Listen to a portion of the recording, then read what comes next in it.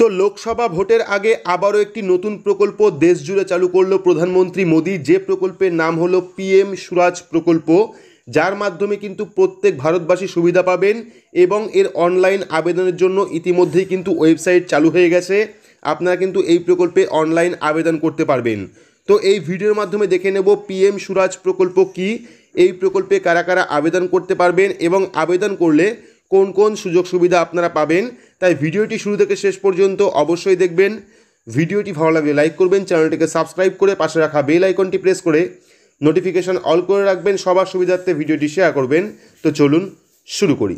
তো এখানে আপনারা দেখতে পাচ্ছেন ব্যবসা শুরু করতে লোন দেবে মোদী সরকার, চালু হলো নতুন পোর্টাল অর্থাৎ পিএম সুরাজ প্রকল্প কিন্তু একটি লোন দেওয়ার প্রকল্প, যার কিন্তু ইতিমধ্যেই ওয়েবসাইট চালু হয়ে গেছে। আপনারা অনলাইনে আবেদন করতে পারবেন। দেখতে পাচ্ছেন সাফাই কর্মী থেকে শুরু করে অনগ্রসর শ্রেণী আর্থিক সুবিধা থেকে বঞ্চিতদের এবার ঋণ দেবে মোদী সরকার। এক ক্লিকেই মিলবে এই লোনের টাকা। লোকসভা ভোটের মুখে সেই লক্ষ্যে চালু হলো নতুন পোর্টাল।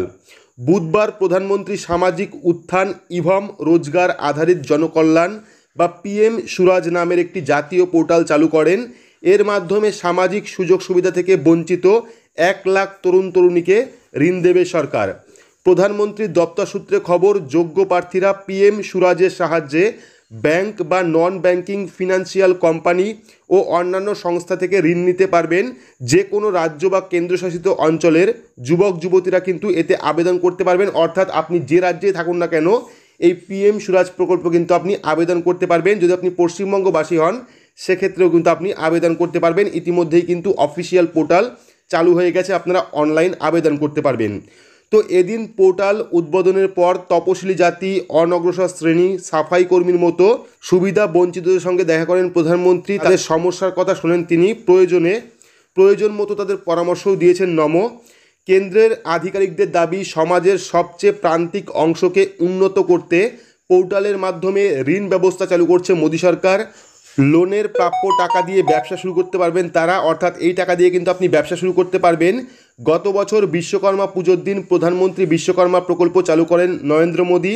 এই প্রকল্পের মাধ্যমে নামমাত্র সুদে 3 লাখ টাকা পর্যন্ত ঋণ দিয়ে থাকে সরকার।